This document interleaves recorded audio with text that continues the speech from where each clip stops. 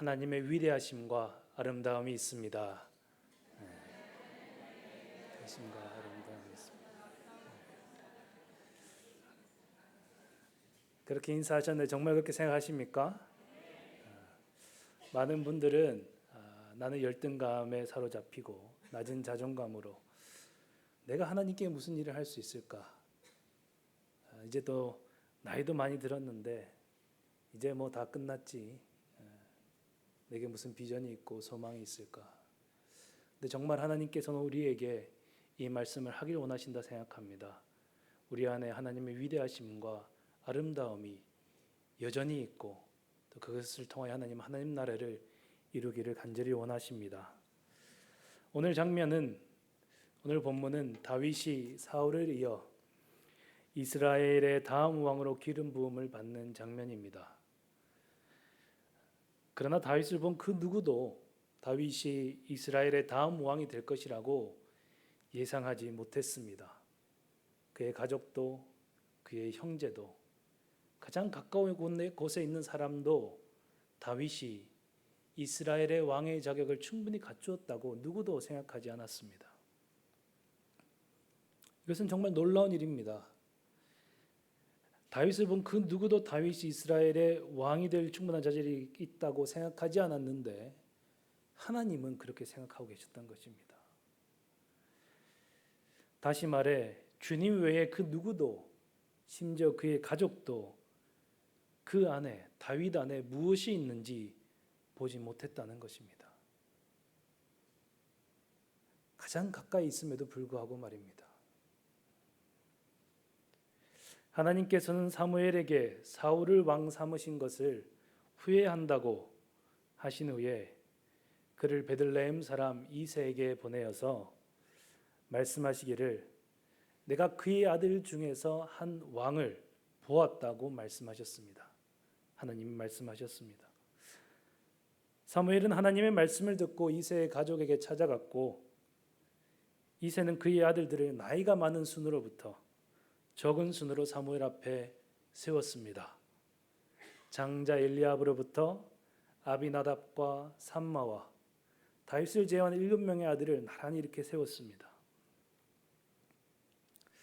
사무엘은 장자 엘리압을 성경에 보면 장자 엘리압을 본 순간 과연 하나님께서 기름 부으실 만한 왕이 여기 있다고 생각했습니다. 누굴 보고요? 엘리압을 보고. 그러니 엘리압은 외모로 볼 때 왕으로서의 충분한 자격이 갖추어져 있다고 사무엘이 판단했던 것입니다. 그런데 하나님은 이도 아니고 저도 아니다고 말씀하셨습니다. 7명의 아들 모두 하나님의 기름 부음을 받을 다음 왕이 아니라고 말씀하셨습니다. 그때서야 사무엘이 이새에게 묻습니다. 본문 11절의 말씀입니다. 우리가 함께 읽겠습니다. 또 사무엘이 이새에게 이르되 내 아들들이 다 여기 있느냐? 이새가 이르되 아직 막내가 남았는데 그날 양을 지키나이다. 사무엘이 이새에게 이르되 사람을 보내어 그를 데려오라. 그가 여기 오기까지는 우리가 식사 자리에 앉지 아니하겠노라. 아멘.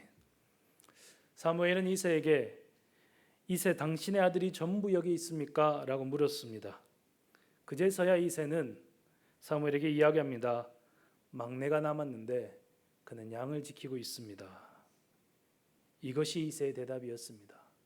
바로 이 지점이 다윗이 시작한 지점이었습니다. 하나님은 다윗을 이스라엘의 다음 왕으로 생각하고 그의 안에는 말로 다 할 수 없는 아름다움이 있음에도 불구하고 그를 제외한 그 누구도 다윗 안에 있는 그 아름다움들을 발견하지 못했던 것입니다. 그의 아버지는 가족의 영광스러운 자리에 그를 초대하지 않았습니다. 그가 이스라엘과 하나님 앞에 위대한 일을 할 것이라고 조금도 생각하지 않았습니다. 만약 부모가 자녀를 이렇게 인정해 주지 않는다고 한다면 다윗 안에는 위대함과 그 아름다움이 꿈틀거리고 있는데 얼마나 마음이 아플까요? 그런데 다윗의 시작점이 바로 이것이었습니다. 그의 형제들도 다윗이 골리앗 앞에 조금의 두려움과 두려움도 없이 믿음과 용맹함으로 서게 될 것이라고 생각조차 하지 않았습니다. 다윗은 믿음과 용기가 있었고 하나님을 모욕하는 골리앗을 죽이고자 했으나 큰형 엘리압은 막내인 다윗에게 양을 보는 내가 어찌 전쟁을 구경하려고 여기 왔느냐, 그 교만함을 꾸짖었습니다. 그의 형제들은 그의 안에 있는 이 위대함을 보지 못했던 것입니다. 하나님의 부르심을 받고 이새의 아들들에게 다간 사무엘조차도 먼저 현혹되었던 것은 장자 엘리압의 외모였습니다. 그로부터 하나님의 기름 부으실 자가 이 집에 있다고 생각했던 것입니다. 정작 다윗은 그 집에 없는데도 말입니다. 그 누구도 다윗을 찾지도 그를 보려고 하지 않았습니다. 왜 보지 못했을까요?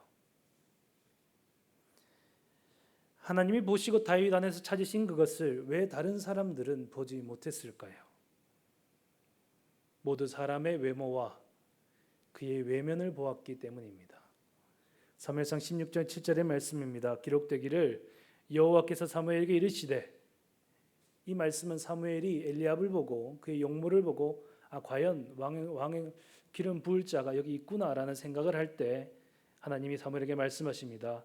그의 용모와 키를 보지 말라. 내가 이미 그를 버렸노라. 내가 보는 것은 사람과 같지 아니하니 사람은 외모를 보거니와 나 여호와는 중심을 보느니라. 그렇게 말씀하셨습니다.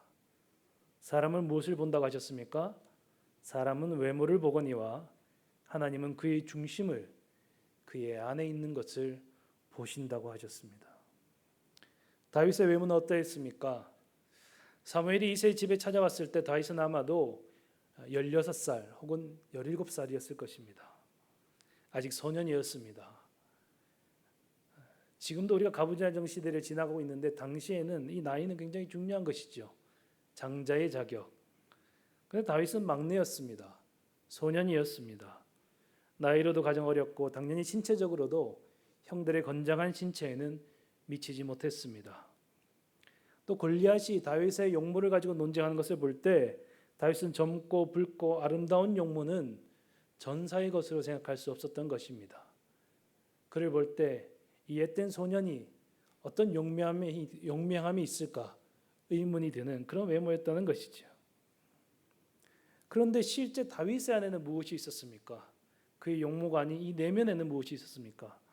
어린 다윗의 고백이지만 그때에 다윗이 말하기를 17장의 다윗의 고백을 보면 그의 양떼를 지키기 위해서는 사자와 곰과도 싸웠다고 합니다.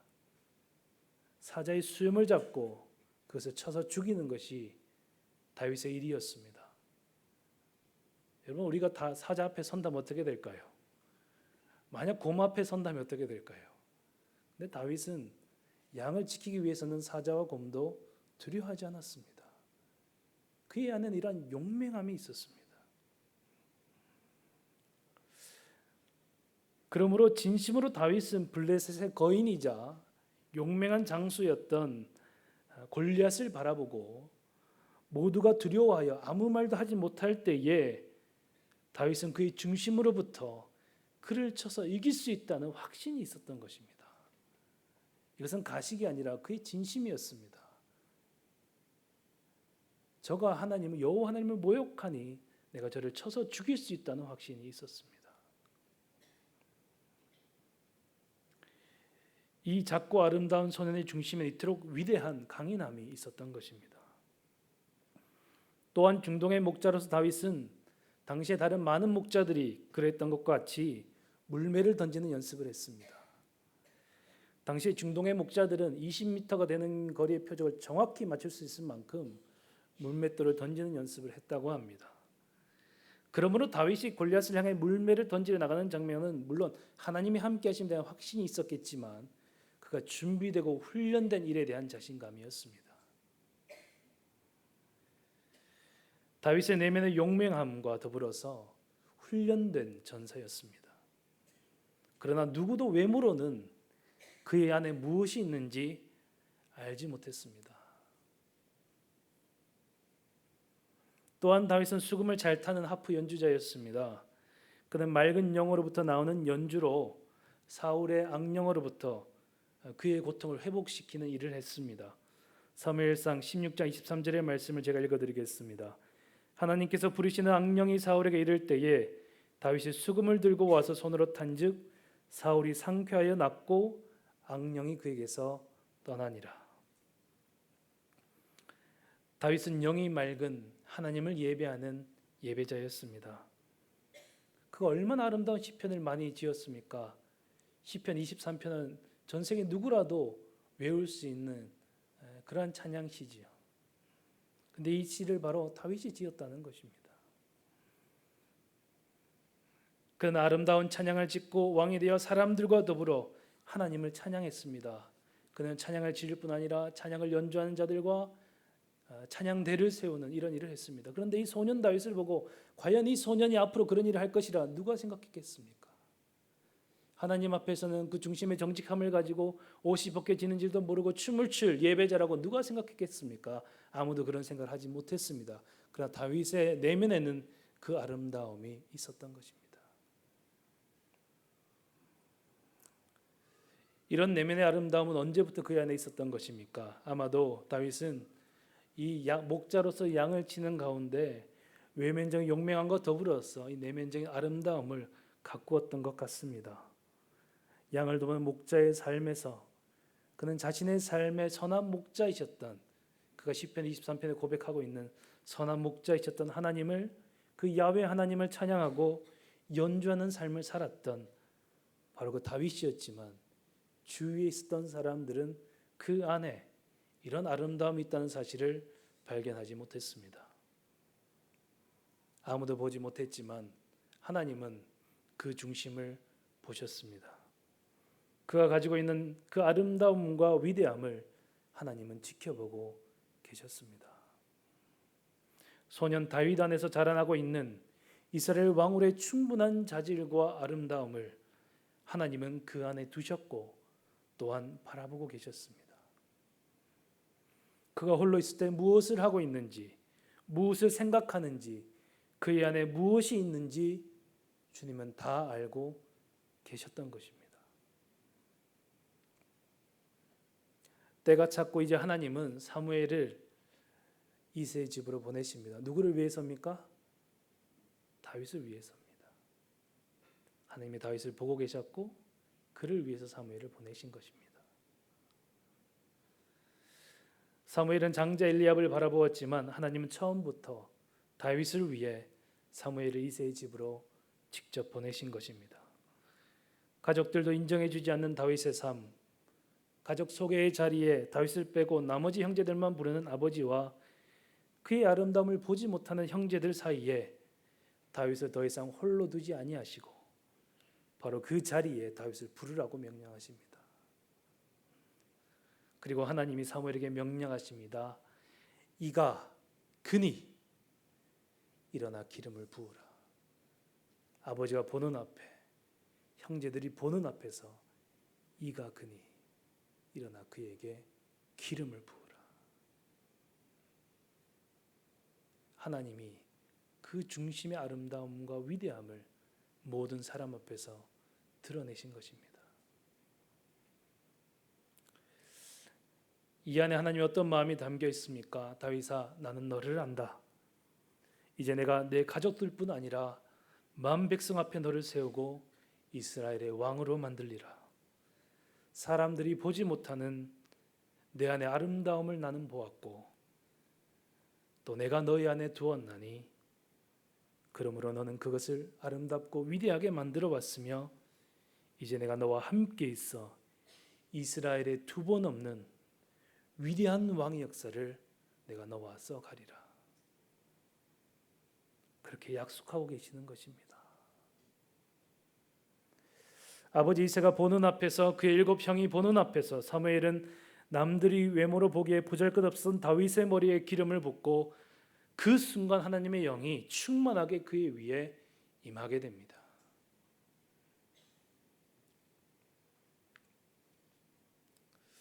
그 누구도 젖소를 기르는 시골 농장에 있던 한 소년이, 개구장이었던 한 소년이, 또 내성적이었던 한 소년이 185개국을 다니면서 2억 1,500만 명이 되는 사람들에게 복음을 전할지 알지 못했습니다. 시골에 젖소를 기르는 농장에 있었던 바로 빌리 그레함의 이야기입니다. 그의 성장 배경과 성격으로는 아무도 그것을 예상하지 못했지만 하나님은 그를 발견하셨고 그 안에 위대함을 두시고 그것을 아름답게 빚어가셔서 그를 그 자리에 세우셨습니다. 이와 같은 스토리가 얼마나 많겠습니까? 다 기록하지 못할 만큼 많은 사람들이 그의 내면 안에 위대함을 품고 자라갔고 지금도 수많은 사람들이 그 안에 위대함이 있고 하나님 그것을 자라게 하시며 때가 되면 그를 세우시는 일들을 하고 계십니다. 성도 여러분, 우리 안에 두신 하나님의 위대하심을 발견하시길 바랍니다. 우리 모두는 하나님 나라의 중요한 사역자로 부름을 받았고 하나님은 그것을 감당할 아름다운 것들을 이미 우리 안에 두셨습니다. 그래서 믿으십니까? 이미 하나님 우리를 하나님 나라의 중요한 사역자로 불러주셨습니다. 그래서 그것을 감당할 위대함과 아름다움을 이미 우리 안에 두셨습니다. 사람들은 외모로 평가하고 우리 안에 아름다움을 발견하지 못한다 하여도 하나님 우리의 중심에 무엇이 있는지 아시고 때가 되면 다윗을 그의 가족들 앞에서 세우시고 기름 부으셨던 것처럼 골리앗 앞에서 그의 용맹함과 준비된 왕의 자질을 나타내심과 같이 우리를 세우실 것입니다. 우리 안에 두신 아름답고 위대한 것들을 확신하고 그 위대함을 더욱 크고 빛나게 다듬어 가시기를 바랍니다. 제 안에는 이런 마음이 있습니다. 하나님께서 이미 제 안에 그의 아름다움과 위대하심을 두셨음을 저는 확신합니다. 열등감 속에 있던 제게 주님은 다가오셔서 제 안에 하나님의 위대함을 깨닫게 하시고 지금까지 그것을 다듬어 오셨고 앞으로도 다듬어 가실 것입니다. 저는 장차 하나님 나라의 위대한 사역자로 세우시고 저를 통해 역사하시리라 확신하며 사람들이 다 알아주지 못해도 하나님이 날 알아주시니 저는 두려워하지 않고 담대하게 하나님과 함께 이 길을 걸어갈 것입니다. 성도 여러분, 이것이 저만의 이야기입니까? 그리고 더 이상 주저하시겠습니까? 나는 아니라 하며 나를 낮추는 겸양의 미덕이 우리 문화 속에 있습니다. 그러나 하나님의 우리를 통해 하시려는 하나님의 나라의 사역 앞에서 우리는 그런 자세로 나아가서는 안 됩니다. 나는 아니다. 나는 아니지요. 이런 태도가 아닌 하나님, 내가 여기 있나이다. 나를 써주소서. 하나님 이미 내 안에 아름다움과 위대하심을 두셨음을 내가 확신하며 내가 하나님 나라의 중요한 일꾼이라는 사실을 믿어 의심하지 않습니다. 이것이 우리의 자세여야 합니다. 주님이 우리 안에 두신 아름다움과 그의 위대하심을 바라보며 확신하시길 바랍니다. 그리고 이제 주님과 함께 일어서서 그분이 여러분의 삶에 맡기신 사명을 담대하게 감당해 가시길 바랍니다. 그리고 그 비전과 소망을 선포하시길 소망합니다. 그것은 부끄러운 일이 아닙니다. 비전은 선포하는 것입니다. 소망은 말해야 되는 것입니다. 하나님이 나를 통해 위대한 일을 이루실 것이다. 그래서 선포하고 확신하시길 바라고 또 다른 이들에게 그런 소망과 비전을 주는 삶을 살아가시길 바랍니다. 함께 기도하겠습니다. 살아계신 아버지 하나님,